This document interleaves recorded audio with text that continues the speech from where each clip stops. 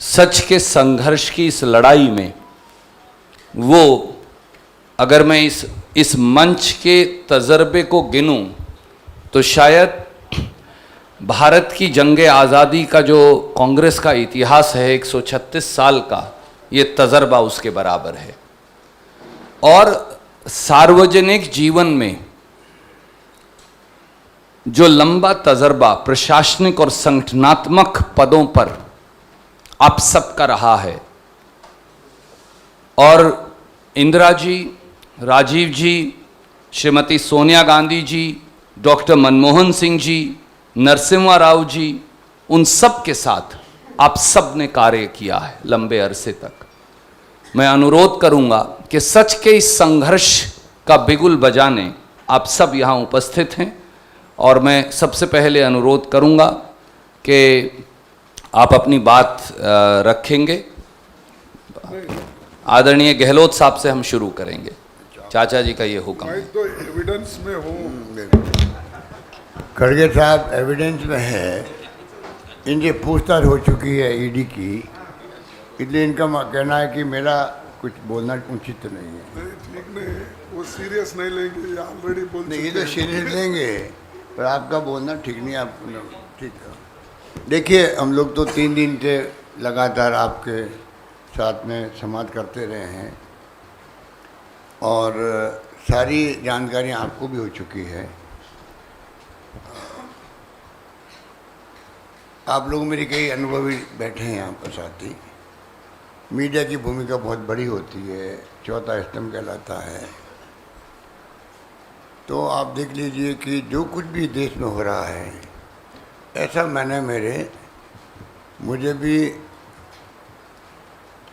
40-42 साल से मैं पार्लियामेंट में आया हूँ, 80 से, तब से हूँ 42 साल से। तो केंद्रीय मंत्री भी रह लिए, पीसीसी प्रेसिडेंट रह लिए, एआईसीसी में रह लिए, मुख्यमंत्री तीसरी बार बन गए। मेरा मानना है कि जो कांग्रेस के शासन में लगभग 70 साल तक जो देश का स्वर्णिम इतिहास बना, आधुनिक भारत जो दिख रहा है, आज़ादी के वक्त क्या था, आज क्या है, आपको मालूम है। पर ये 8 साल का काला अध्याय है इतिहास में। इस 8 साल के इतिहास लिखा जाएगा तो काला अध्याय के रूप में लिखा जाएगा। काला अध्याय इसलिए कि संविधान की धज्जियाँ उड़ रही हैं, लोकतंत्र खतरे में है, पूरे देशवासी बहुत दुखी हैं, तनाव में हैं। आप विश्वास कीजिए, गली गली में तनाव है देश के अंदर, लोग समझ नहीं पा रहे हैं।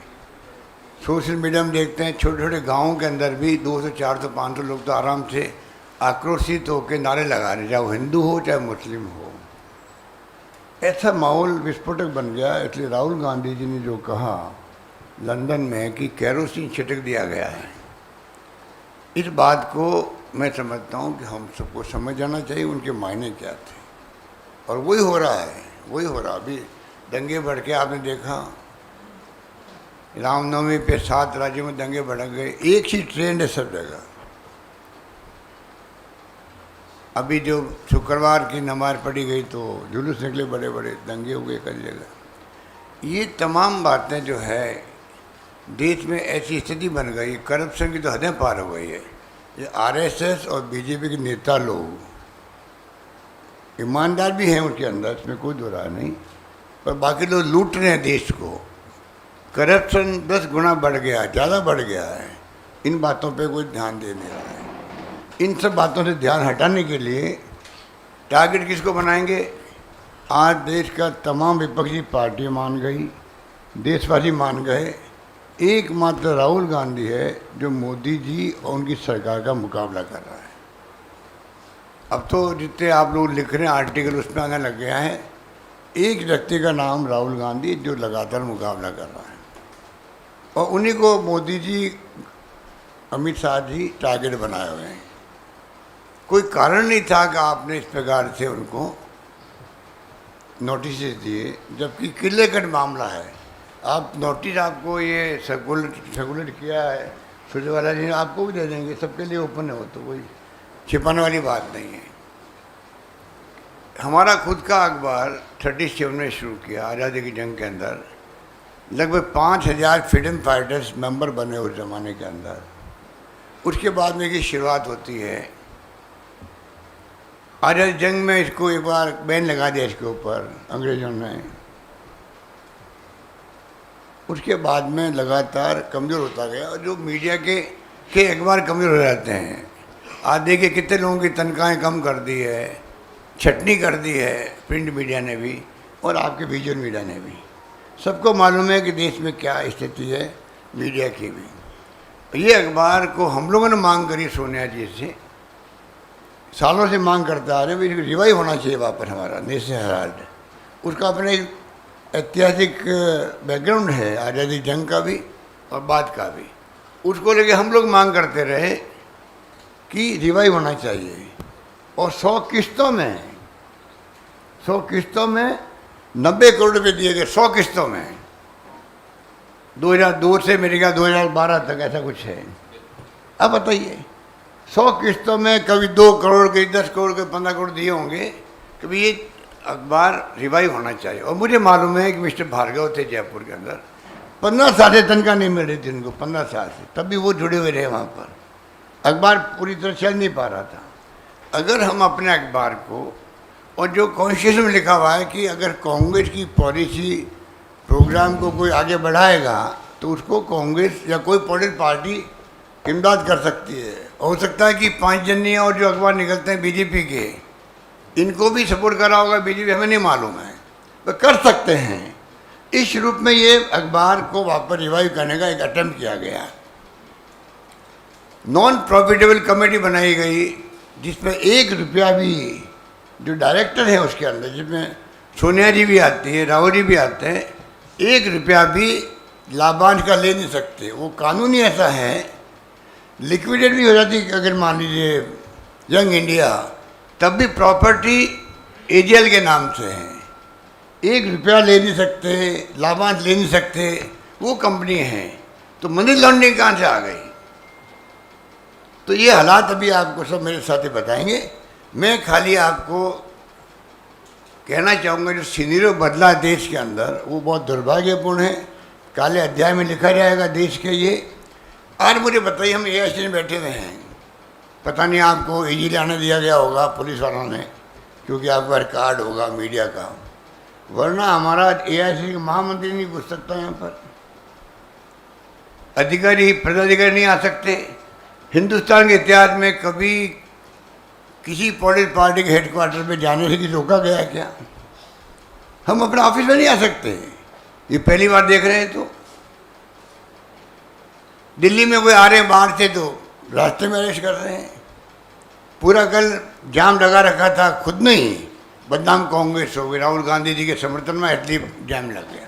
ये जो हालात बने, इससे मैं निवेदन करना चाहूँगा कि हमें सोचना पड़ेगा कि देश की दिशा में जा रहा। मैंने टाइम मांगा ईडी के डायरेक्टर से, सीबीआई के डायरेक्टर से, और तो और सीबीडीटी चेयरमैन से, इनकम टैक्स के, कि तीनों प्रीमियर एजेंसी हमारी, हमें गर्व है तीनों एजेंसियों पर। उनके जो स्थिति बनी देश के अंदर, क्रेडिबिलिटी कम हुई है। लोग क्या सोचते हैं?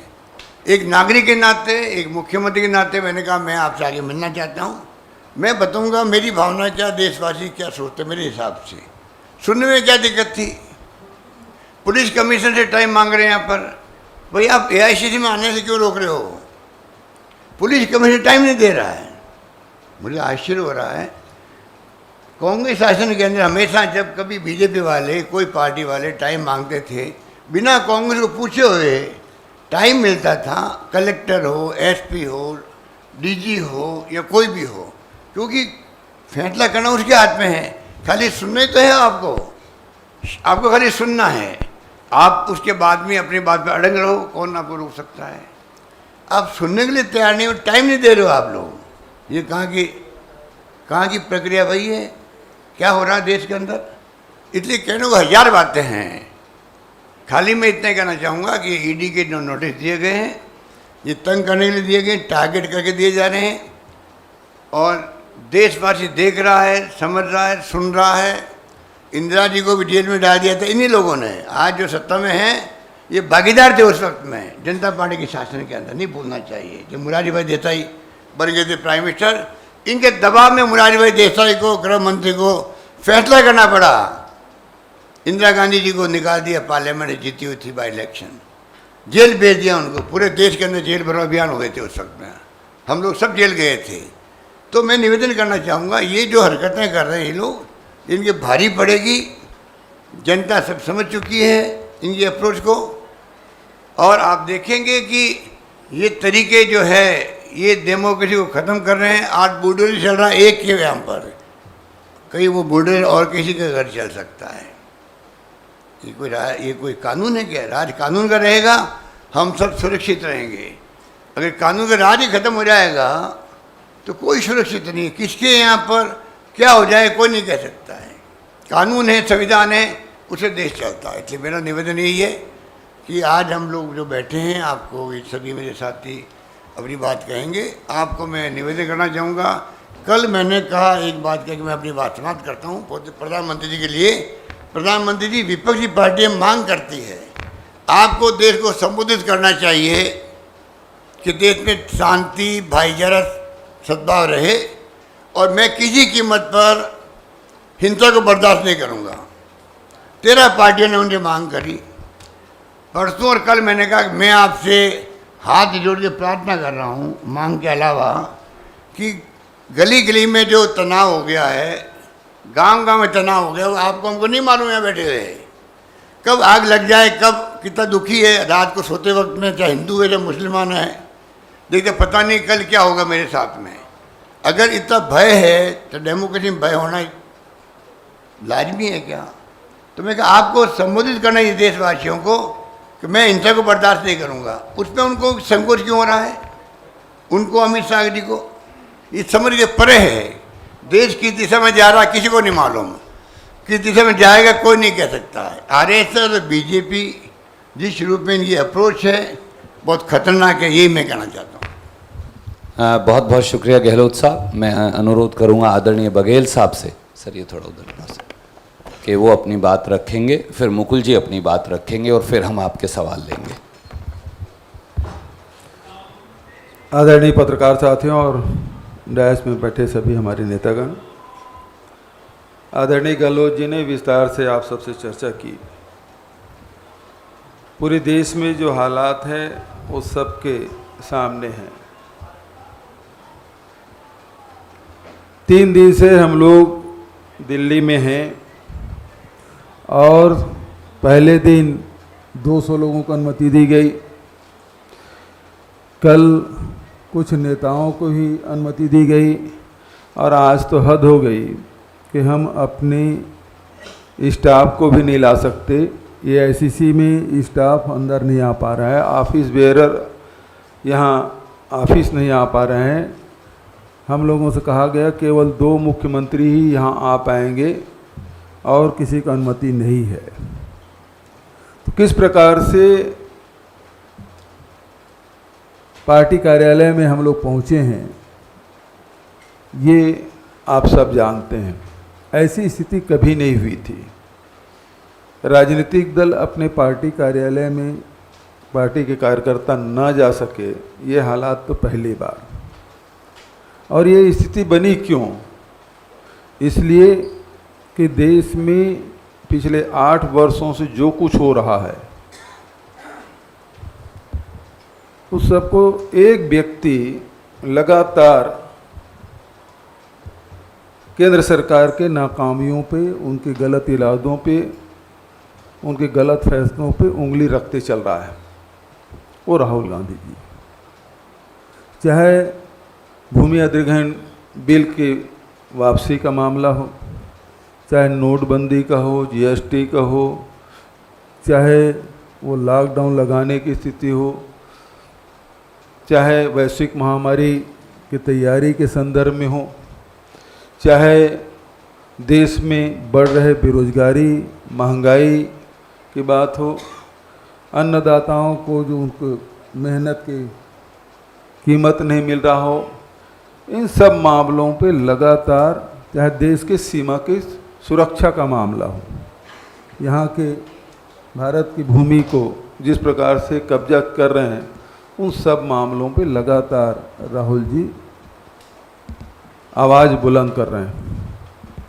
ऐसी स्थिति में जब देश में महंगाई बढ़ रही है, बेरोजगारी बढ़ रही है, तो इन लोगों ने तय किया कि एक इस व्यक्ति को दबा दिया जाए, इस व्यक्ति को परेशान किया जाए, तो हमारे खिलाफ कोई बोल नहीं पाएगा। दरअसल इनका जो राष्ट्रवाद है वो आयातित राष्ट्रवाद है, और उस राष्ट्रवाद में यही है कि जो भी विरोध में हो उसको दबा दिया जाए, कुचल दिया जाए, रौंद दिया जाए। और उसी तर्ज पे चलते हुए ये सारी गतिविधियां आप देख रहे हैं कि जिस प्रकार से सेंट्रल एजेंसियों का दुरुपयोग केंद्र की सरकार कर रही है, जितने भी विपक्षी दल के लोग हैं उसे किसी न किसी मामले में फंसाकर उसके मुंह को बंद करने की कोशिश की जा रही है। लेकिन अभी वो राहुल जी के मुंह में हाथ डालने की कोशिश उन्होंने की है। मैं समझता हूँ कि उनको बहुत महंगी पड़ेगी। आप कार्यालय में आने से प्रतिबंध लगा रहे हैं, पत्रकारों के आने पे प्रतिबंध लगा रहे हैं, राजनीतिक गतिविधियों को रोकने की कोशिश आप कर रहे हैं। कल हम लोग गहलोत जी भी गए थे मंदिर मार्ग थाने में, मैं बदरपुर थाने जा रहा था, हम लोगों को रोका गया। हम अपने नेताओं से नहीं मिल सकते, अपने साथियों से नहीं मिल सकते। ये कहाँ का लोकतंत्र है और कब तक ऐसा चलेगा? आप किसी को एक सीमा तक दबा सकते हैं, उससे अधिक नहीं। अब सीमा से पानी सर से ऊपर जा रहा है, तो ये बर्दाश्त करने के लायक बिल्कुल नहीं है। और पूरा देश इस घटना को बहुत करीब से देख रहा है कि एक अखबार जो आज़ादी के लड़ाई में जिसकी भूमिका रही, कांग्रेस के लोगों ने अपने पाई पाई जमा करके उस पेपर को खड़ा किया। और ये भी आप सबको पता है कि जब महात्मा गांधी ने अंग्रेजों भारत छोड़ो का नारा दिया था और आंदोलन चला था, तो उस समय भी अंग्रेजों ने इसे प्रतिबंध कर दिया था और फिर इसे 47 के बाद फिर से शुरू किया गया। ये सब घटना आप सबको जानकारी है। उस अखबार को बचाने के लिए एक ऐतिहासिक धरोहर है हमारी, और उसको बचाने के लिए कांग्रेस पार्टी के नेता के अध्यक्ष के नाते सोनिया जी, राहुल जी ने जो कदम उठाए हैं उसको ये मनी लॉन्ड्रिंग के दायरे में लाने की नाकाम कोशिश कर रहे हैं, और इस माध्यम से राहुल जी को, सोनिया जी को बदनाम करने की कोशिश कर रहे हैं। मैं समझता हूं कि ये लाख कोशिश कर लें लेकिन उसमें सफलता नहीं मिलेगी। धन्यवाद। बहुत बहुत शुक्रिया। मैं अब अनुरोध करूंगा आदरणीय मुकुल वासनिक जी से कि वो अपनी बात रखेंगे। साथियों, पिछले कुछ दिनों का जो घटनाक्रम हम देख रहे हैं, एक तरीके से भारतीय जनता पार्टी के नेता और वर्तमान प्रधानमंत्री, जिन्होंने एक समय कहा था कि हम कांग्रेस मुक्त भारत बनाएंगे, आज उसी दिशा में कदम बढ़ाने की कोशिश पूरी ताकत के साथ करने का काम केंद्र की सरकार कर रही है। इस तरह से मैं कहूँगा तो वो अतिशयोक्ति नहीं होगी। 136 साल पुरानी पार्टी, जिसने गुलाम भारत को आज़ाद बनाने के लिए एक कर्णधार की भूमिका अदा करी, भारत के लोगों के साथ स्वाधीनता संग्राम में जिसने अपना बलिदान, त्याग, तपस्या के जरिए एक गुलाम भारत को आज़ाद करते हुए उसके निर्माण की ज़बरदस्त मजबूत ऐसी बुनियाद रखी, सभी समाज को एक साथ लेकर इस मुल्क में किस तरह से लोकतंत्र रहेगा, किस तरह से समाजवाद रहेगा, किस तरह से भाईचारा रहेगा, किस तरह से धर्मनिरपेक्षता रहेगी, ऐसी जो बुनियाद भारतीय राष्ट्रीय कांग्रेस ने रखी, उसके विपरीत आज जो केंद्र में बैठे हैं वो काम करने की कोशिश कर रहे हैं। यहाँ पर अशोक जी ने, बघेल जी ने, रणदीप जी ने बताया, भारतीय राष्ट्रीय कांग्रेस का 24 अकबर रोड यह हमारा राष्ट्रीय मुख्यालय है। पुलिस ने इसे एक छावनी की तरह पूरी तरह से तब्दील कर दिया। यहां कोई आ नहीं सकता, यहां से कोई जा नहीं सकता। यह एक राजनैतिक पार्टी का कार्यालय है, राष्ट्रीय मुख्यालय है। क्या हमें पुलिस की इजाजत लगेगी? क्या हमें यहां केंद्र सरकार की इजाजत लगेगी? क्या हमें प्रधानमंत्री जी की इजाजत लगेगी? क्या हमारे राष्ट्रीय मुख्यालय में हम आ सकते या नहीं आ सकते, क्या आप हमें बताएंगे? ये दुर्भाग्य है कि लोकतंत्र में आज इस तरह की तानाशाही की प्रवृत्ति लेकर आज केंद्र सरकार काम करने की कोशिश कर रही। राहुल गांधी जी ने लगातार कहा, मैं हर सवाल का जवाब देने के लिए तैयार हूं। कोई सवाल ऐसा नहीं कि जिससे मैं मुखर कर दूंगा, मैं हर सवाल का जवाब दूंगा। 21 घंटों से भी अधिक का समय एनफोर्समेंट डायरेक्टरेट ने कल और परसों 2 दिन में लिया। कई सारे सवाल पूछ लिए होंगे, आज फिर पूछने के लिए बुलाया है। राहुल गांधी जी कोई सवाल का जवाब देने से नहीं डरेंगे। ये राहुल गांधी जी के ऊपर, ये सोनिया गांधी जी के ऊपर कार्रवाई चल रही है, ये ऐसा हम नहीं मानते। हम मानते हैं कि भारतीय राष्ट्रीय कांग्रेस को, जिसने स्वाधीनता आंदोलन में सबसे अहम भूमिका निभाई और जो राष्ट्रीय स्वयंसेवक संघ और भारतीय राष्ट्रीय भाजपा के मंसूबे के बीच एक बहुत बड़ी रुकावट है, ये उस राजनीतिक दल के ऊपर एक जबरदस्त प्रहार करने की कोशिश कर रहे हैं। कल मैं भूपेश बघेल जी के साथ बदरपुर पुलिस स्टेशन की ओर निकला हुआ था। इनके काफिले को दिल्ली पुलिस का एस्कॉर्ट लेकर आगे चल रही थी।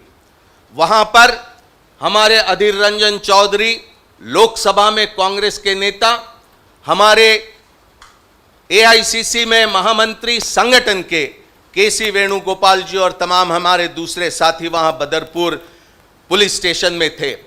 कुछ हमारे साथियों की तबीयत वहां पर खराब हुई, इसकी जानकारी हमें मिली। ये काफिले को लेकर हम निकले 10-12 किलोमीटर दूर अपोलो हॉस्पिटल के सामने बीच सड़क पर दिल्ली पुलिस ने भूपेश बघेल जी को रोक दिया। क्यों रोक दिया? उनसे ऑर्डर के जरिए उन्हें रोकने की कोशिश हुई। एक मुख्यमंत्री तो दूर, एक आम आदमी को आप चलने से नहीं रोक सकते, यहां तो छत्तीसगढ़ के मुख्यमंत्री को रोक दिया। आखिरकार वहां पर ट्रैफिक बहुत बड़ी तादाद में जाम हो गया और फिर उसके बाद जब हमने ये महसूस किया कि अपोलो हॉस्पिटल में वो मरीज जो वहां पर कुछ इलाज के लिए जा रहे थे, उन्हें तकलीफ पहुंच रही है, तो हम फिर अपना रास्ता यहां कार्यालय में फिर लौटने के लिए हमने ले लिया। इस तरह से अगर दिल्ली में, भारत की राजधानी में, भारत के किसी मुख्यमंत्री के साथ अगर ऐसा सुलूक होगा तो भारत के आम आदमी के सामने कैसी परेशानियां हैं। हर वो वादा जो मोदी जी ने 2014 में किया, कल परसों की बात, 10-15 लाख रोजगार की उन्होंने ऐलान करी, लेकिन 2014 में 2 करोड़ की बात करी थी। आज 16 करोड़ से अधिक नौजवानों को रोजगार मिलना था, उसे आज वो भूल गए हैं। वहां पर महिलाओं की सुरक्षा की बात करी थी, किसानों को उनके फसल को किस तरह से दाम मिलेंगे, ये एक बड़ा वादा उन्होंने किया था। बेरोजगारी हटाएंगे, सबको लेकर साथ चलेंगे, ये सारे वादे वो आज भूल चुके हैं। पिछले 31 साल में जो महंगाई नहीं हुई, उस तरह की महंगाई आज हिंदुस्तान में हुई है। उसके लिए केंद्र सरकार पूरी तरह से जिम्मेदार है। ये सारे विषयों से ध्यान हटाने के लिए आज इस तरह से कार्रवाई ये केंद्र सरकार ईडी के जरिए कर रही है। ईडी, सीबीआई, इनकम टैक्स महज अब केंद्र सरकार के नहीं, भारतीय जनता पार्टी और आरएसएस के अग्रिम संगठन की तरह वो काम कर रहे हैं। ये भारत के लिए बहुत दुर्भाग्यपूर्ण है। हमारा सत्याग्रह परसों से शुरू हुआ।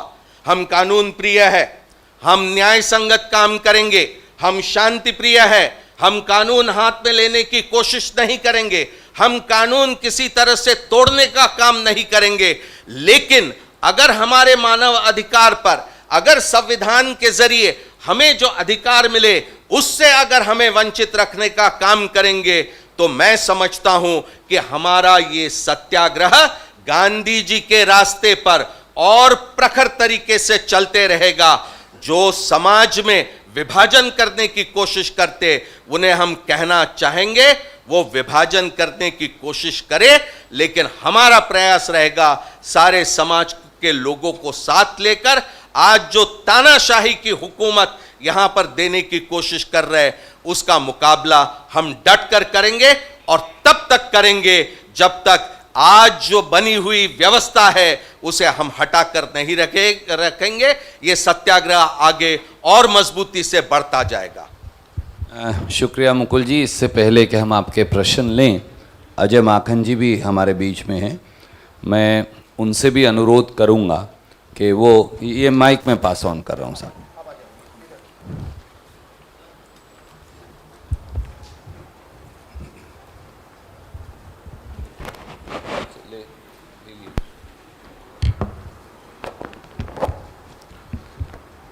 बहुत ही विस्तार से हमारे वरिष्ठ नेताओं ने यहाँ पे सारी बात रखी है।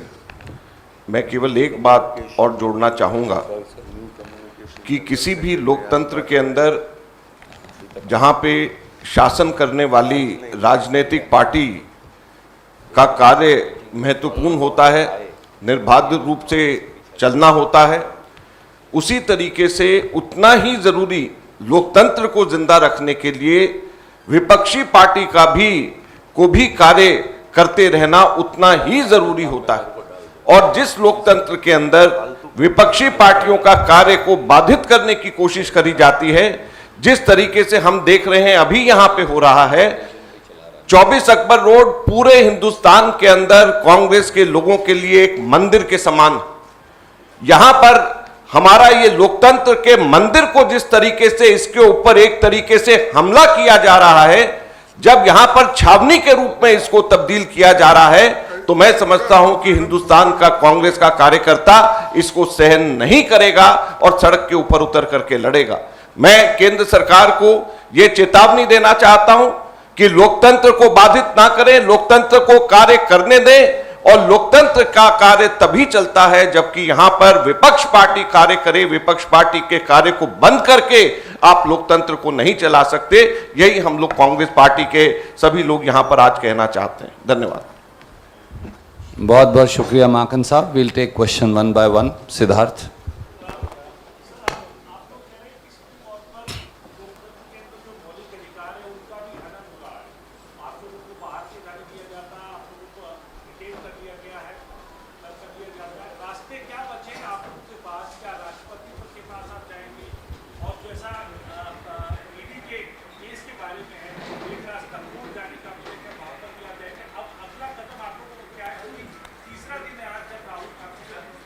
आपके पहले हिस्से का उत्तर जो है आदरणीय गहलोत साहब देंगे और दूसरे हिस्से का फिर मैं उसके बाद दूंगा कि सत्याग्रह का रास्ता क्या है। सवाल सर ये है मेरे आदरणीय मित्र का कि अब सब चीज़ों पर पाबंदी चौतरफा लगा दी गई है, तो भविष्य का फिर रास्ता क्या है? ये देखिए डेमोक्रेसी है। हम तो अहिंसा को आधार बना के सत्याग्रह रखे हुए हैं और वक्त वक्त पे, जैसे मैंने आपको कहा कि हम लोगों ने टाइम मांगा पुलिस कमिश्नर से या ईडी के डायरेक्टर से, सीबीआई के डायरेक्टर से, चेयरमैन सीबीडीटी के, कोई मामूली बात नहीं है। मिलने ही तो था खाली, उसके बाद में ही फैसला वही करते जो उनको करना था। आप मिलने का टाइम नहीं दो। ये तो पहली बार हो रहा देश के अंदर। कितने डेलीगेशन मिले होंगे बीजेपी के, जनसंघ के और पार्टियों के, किसी ने मना नहीं किया आज तक। पर जो हालात बन गए, इसको धीरे धीरे स्टेप बाय स्टेप हम आगे बढ़ेंगे। जरूरत पड़ेगी तो आगे बढ़ेंगे। किस से मिलना, प्रधानमंत्री से मिलना, राष्ट्रपति से मिलना, ये तय हमारी पार्टी करेगी। पर हम इसको लगातार अपनी बात कहते रहेंगे। और मैं समझता हूँ कि दुर्भाग्य इस बात का है कि इनकी हिम्मत कैसे हो रही है। आप कांग्रेस के हेडक्वार्टर पे जाने से रोक रहे हो, हिम्मत कैसे हो रही है। इनका दुस्साहस है। ये दुस्साहस है, इनको भारी पड़ेगा। हर नागरिक देख रहा है कि ऐसा तो कभी हुआ ही नहीं। आप अपने हेडक्वार्टर पे जाने से रोक रहे हैं, पहली बार हो, पता नहीं कौन गाइड कर रहा है दिल्ली पुलिस कमिश्नर को, ये समझ के परे हमारे तो है। इतना सीनियर ब्यूरोक्रेट है वो, उनको नहीं मालूम है कि ये इनका पॉलिटिकल हेडक्वार्टर है, कैसे हम रोक सकते हैं इनको। हाँ 144 लगी हुई है, उस ढंग से आप बिहेव करो, वो तोड़ रहे आप अरेस्ट करो हम लोगों को, कोई दिक्कत तो नहीं है। हेडक्वार्टर पे एंट्री बंद कर दिया आपने, बाहर नहीं निकल सकता व्यक्ति, क्या तरीका, पहली बार देख रहे हैं हम लोग। इसका माकूल जवाब दिया जाएगा। आदरणीय मित्र, आपका दूसरे सवाल का दूसरा हिस्सा ईडी और आज जो राहुल जी की पेशी है उससे जुड़ा था तीसरे दिन। आज इस मंच से और आप सबके माध्यम से हम मोदी सरकार को भी, प्रधानमंत्री मोदी जी, अमित शाह जी, उनको चुनौती देते हैं। आप मीडिया के चंद मित्रों के पीछे छुपकर उल जलूल सवाल जो न्यायिक प्रक्रिया का हिस्सा हैं टेलीविजन पर क्यों चलवाते हैं? आप ये सारे टेलीविजन का कैमरे ले जाकर उस कमरे में लगा दीजिए जहां श्री राहुल गांधी ईडी के कमरे में बैठे हैं। पूरे देश को देखने दीजिए ना कि मोदी सरकार के पास राष्ट्र संग्राम के प्रतीक नेशनल हेराल्ड अखबार को लेकर कोई सवाल है ही नहीं। एक झूठ का पुलिंदा टेलीविजन के माध्यम से परोसा जा रहा है। It's a challenge to you mister Modi, please put all these television cameras, permit them to be in the same room where Shri Rahul Gandhi is sitting in the ED office. और मैं एक और कहता हूं, मोदी जी और अमित शाह जी को चुनौती, आप भी बैठ जाइए ईडी के साथ, क्योंकि वो तो आपके पिट्ठू हैं और तोते की तरह वही बोल रहे हैं जो आप कह रहे हैं, तो आप भी बैठिए। और मैं ये सोच रहा था जब गहलोत साहब और बघेल साहब बोल रहे थे कि मोदी जी और अमित शाह जी और ईडी जब इकट्ठे बैठेंगे तो वो क्या सवाल पूछेंगे। वो पूछेंगे कांग्रेस पार्टी ने नेशनल हेराल्ड अखबार को क्यों शुरू किया जो देश की स्वतंत्रता संग्राम का प्रतीक है, सवाल नंबर 1। सवाल नंबर 2, कांग्रेस पार्टी ने चेक से नेशनल हेराल्ड को पैसे क्यों दिए। सवाल नंबर 3, कांग्रेस पार्टी ने 67 करोड़ रुपया पत्रकारों की तनख्वाह और कर्मचारियों की तनख्वाह नेशनल हेराल्ड अखबार का क्यों दिया। सवाल नंबर 4, कांग्रेस पार्टी ने 23 करोड़ रुपया हाउस टैक्स का, बिजली के बिल का, उसके साथ साथ लीज मनी का और बिल्डिंग चार्जेस का चेक से पेमेंट क्यों की। कांग्रेस पार्टी ने स्वतंत्रता संग्राम के प्रतीक को क्यों रिवाइव किया। आपने नेशनल हेराल्ड के पत्रकारों को उनकी आजीविका और जीवन को क्यों बचाया। आपने उनका वेतन और प्रोविडेंट फंड क्यों दिया। यही तो सवाल होंगे। जैसे मोदी जी फिर कहेंगे जैसे हमने देश की सारी संपत्ति बेच डाली, आपने क्यों नहीं नेशनल हेराल्ड अखबार और एजेएल को बेच डाला, आपने उसे बचाया और संजो के क्यों रखा राष्ट्र हित में। ये सवाल होंगे। तो आप क्यों टेलीविजन के पीछे छुपकर व्हाट्सएप के माध्यम से बचकाना सवाल टेलीविजन पर चलवा रहे हैं। मोदी जी, शाह जी और ईडी के उनके पिट्ठू इन कैमराओं को वहां लगाएं और देश को देखने दें कि एक सवाल पूछने के लिए है ही नहीं, एक प्रपंच और स्वांग रचा जा रहा है। Can I go to him? He was waiting and then I'll come to you. मेरा सवाल ये है कि लगातार 2 दिनों तक आपने जब तक प्रदर्शन किया है, गिरफ्तारी दी, हिरासत में आप लोग लिए गए, आज तीसरा दिन है। राहुल गांधी से अब तक 21 घंटे तक पूछताछ हो चुकी है।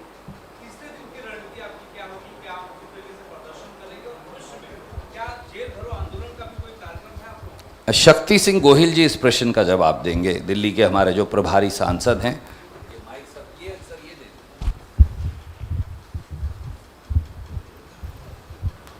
देखिए, सबसे पहली बात तो ये है कि राहुल गांधी जी के समर्थन में सिर्फ कांग्रेस के कार्यकर्ता नेता नहीं, हर देशवासी ये मान रहा है कि ये गलत हो रहा है। अगर हम चाहते हैं कि लॉ एंड ऑर्डर दिल्ली का ध्वंस करना है तो हम हमारे कार्यकर्ता, हमारे सिंपैथाइजर को ये नहीं कहते कि अपने स्टेट में प्रोग्राम दो, पूरे देश से यहाँ बुलाते, लाखों करोड़ों कार्यकर्ता आते और दिल्ली पुलिस या सरकार की ताकत नहीं थी कि लॉ एंड ऑर्डर यहाँ पे मेंटेन हो। आगे जैसे अंग्रेज की लाठी गोली चलती थी, सत्याग्रह चलता था। आज़ादी के वक्त यही कांग्रेस की विचारधारा ने चलाया था। आज भी दिल्ली में यहाँ नहीं आने दिया है, तो दिल्ली के चप्पे चप्पे में राहुल जी के समर्थन में जो भी है वो अपनी जगह पे सत्याग्रह देंगे। ल्यूटियन जोन में अलग अलग पॉइंट पे वो सत्याग्रह देंगे और अपनी बात रखेंगे। मैं आखिर रणदीप भाई आपकी एक परमिशन से एक छोटी सी बात मीडिया के साथियों को कहना चाहता हूं कि मैंने LLM किया है। मैं चैलेंज करता हूं लॉ के पॉइंट पे, फैक्ट्स तो बताई सबने। इनकम टैक्स के अंदर प्रोसीजरल लैप्स में ये आता है। मनी लॉन्ड्रिंग एक्ट के प्रोविजन के हिसाब से भी देखो तो स्केड्यूल का गुना नहीं है, इसमें FIR हो ही नहीं सकती है। जिसमें FIR नहीं हो सकती है उसमें आप लगातार 3 दिन तक, घंटों तक बिठाते हो। ये दिखाता है पॉलिटिकल वेंडेटा है। राहुल जी को डराने की कोशिश है। मोदी जी को मर्डर चार्जेस में जब बुलाया, 1 से ज़्यादा लोगों के खून के चार्जेस में बुलाया था और किसी में नहीं। स्केड्यूल 302 वो उसमें बुलाया था। उस वक्त मोदी जी ने क्या किया था? गुजरात में कॉन्स्टिट्यूशनल हेड गवर्नर, उसके खिलाफ गुजरात, पूरे गुजरात में लिख के भर दिया था गवर्नर चोर है। और मोदी जी गए थे उस SIT के सामने, आपकी कैमरे की आंख वो पुराना चित्र साझा करे लोगों के सामने, क्या क्या होता था। हमने कभी मिसयूज किया होता पावर का? मिसयूज नहीं, सही जांच भी हो गई होती। मैं गुजरात से आता हूं, मैं कहता हूं पुख्ता सबूत थे, हमने ये नहीं किया है। इसी केस में, इसी एलिगेशन में सुब्रमण्यम स्वामी भाजपा के नेता ने जुडिशरी में सेम एलिगेशन गुनाह दाखिल किया। हुआ कुछ जुडिशरी में? अगर सीरियस ऑफेंस होता आज राहुल जी या कोई भी बाहर नहीं होते। जुडिशरी ने खुद इसमें जब संज्ञान लेके अंदर रखने की कोशिश नहीं की है, उसी गुना में सेम ऑफेंस, क्रिमिनल लॉ कहता है कि एक ही गुना की 2 कंप्लेन नहीं हो सकती है। For 1 offence there can't be 2 FIRs। एक तो सुब्रमण्यम स्वामी की जुडिशरी देख रही है, तो जुडिशरी से ऊपर क्या ED है? तो ये सिर्फ यही है कि डरते हैं सत्य को परेशान करने या जेल में डालने से। ना कंस का शासन सलामत रहा था, ना रावण का रहा था, ना अंग्रेजों का रहा था। तो सत्य को परेशान करना या जेल में डालने से उनका नहीं रहा था, तो मोदी का कहां से रहेगा? यही मेरा सवाल है।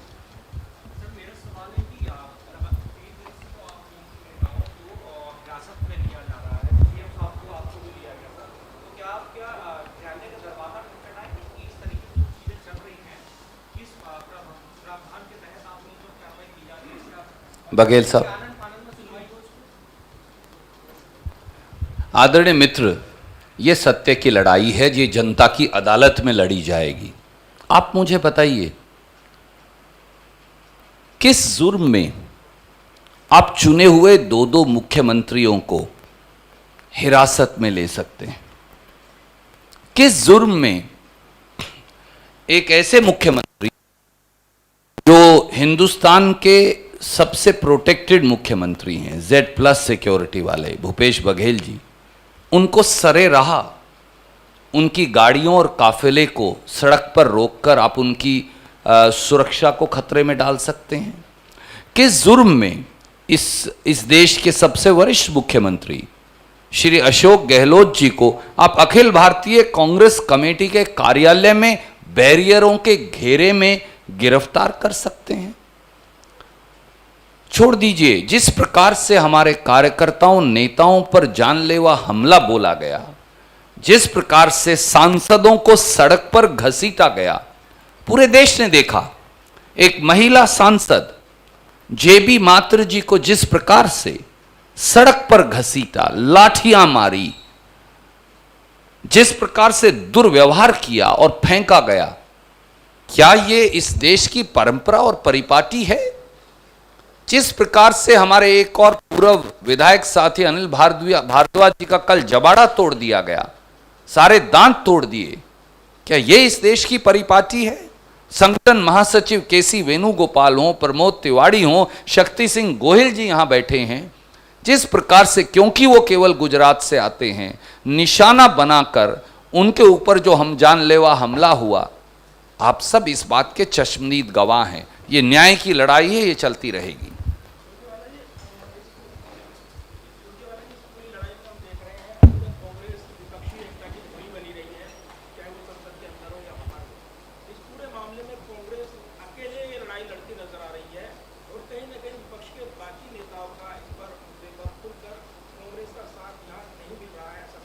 आदरणीय मित्र, इस देश के लोग हमारे साथ हैं।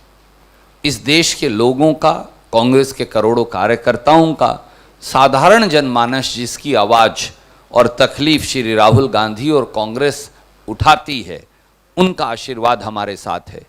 ये राहुल गांधी जी या कांग्रेस की आवाज नहीं बंद करना चाहते, ये देश में उठने वाली महंगाई के खिलाफ आवाज को बंद करना चाहते हैं। ये देश में उठने वाली बेरोजगारी के खिलाफ आवाज को बंद करना चाहते हैं। ये अत्याचार के खिलाफ उठने वाली आवाज को बंद करना चाहते हैं, पर ये रोक नहीं पाएंगे। Ma'am, Jairam ji will take this question.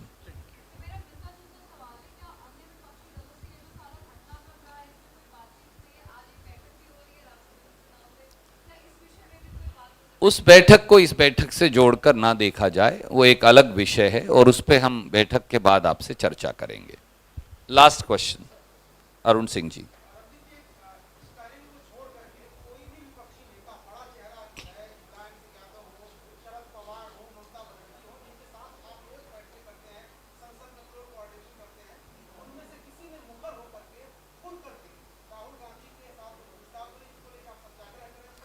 आदरणीय मित्र, बहुत दबाव हैं बहुत सारे मित्रों पर। हमने जो कहा, इस वाद विवाद में मत पड़िए। देश की जनता, देश का गरीब, वंचित, शोषित, वो कांग्रेस पार्टी के साथ है। इसलिए किसने क्या कहा या नहीं कहा, इस विवाद में मत पड़िए। पर कांग्रेस, हर व्यक्ति जिसके खिलाफ, या हर नेता, या हर दल, या हर समूह, या हर संगठन जिस पर जुल्म होगा, कांग्रेस की आवाज उठती आई है। इसलिए आप हमारे बारे में पूछिए। धन्यवाद।